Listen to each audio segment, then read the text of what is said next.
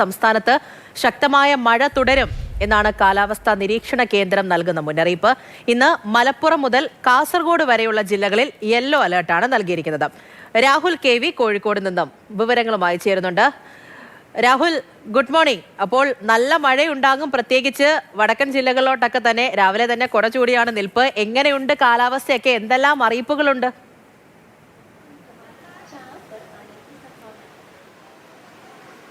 പൂജ, good morning.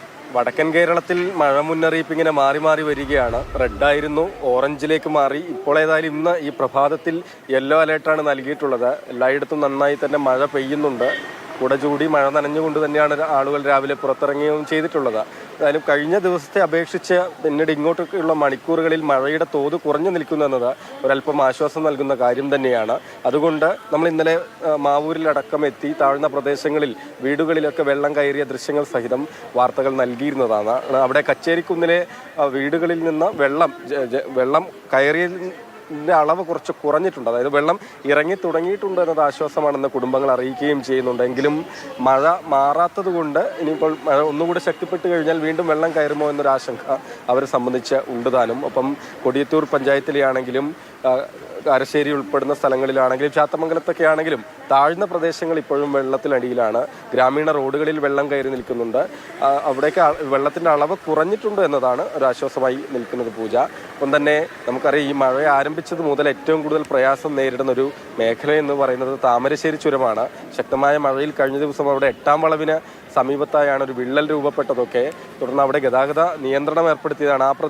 ആ മേഖലയിലൂടെ one way ആയി തന്നെയാണ് വാഹനങ്ങൾ കടത്തിവിടുകയും ചെയ്യുന്നത്. റോഡിന്റെ വീതി കൂട്ടുന്ന പ്രവൃത്തി നടക്കുന്ന സ്ഥലമാണ്.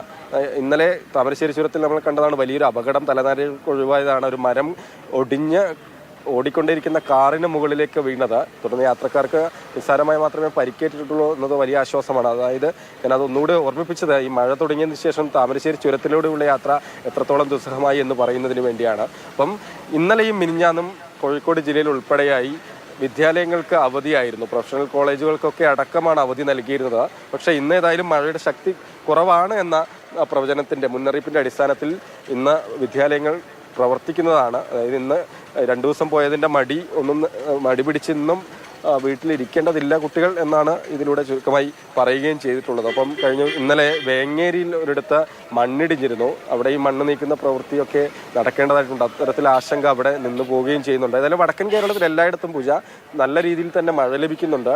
തുടർച്ചയായി ഇല്ലെങ്കിലും ഇടവേളകളിൽ ശക്തമായ മഴയാണ് പെയ്യുന്നത്. കാറ്റിൻ്റെ അകമ്പടിയും ഉണ്ട്. കഴിഞ്ഞ ദിവസം മിന്നൽ ചുഴലി വീശി വലിയ നാശനഷ്ടമുണ്ടായ കല്ലാച്ചിയിൽ ഉൾപ്പെടെ വളയത്തുൾപ്പെടെയുള്ള ജനങ്ങൾക്ക് അതിൻ്റെതായ ആശങ്കയൊക്കെ തന്നെയുണ്ട്. വലിയ നാശനഷ്ടമാണ് അവിടെ ഉണ്ടായത്. വീണ്ടും കാറ്റ് വീശുന്ന സമയത്താണ് ഇത്തരത്തിലുള്ള ഒരു ആശങ്ക, ഭയമൊക്കെ തന്നെ ഉള്ളത്.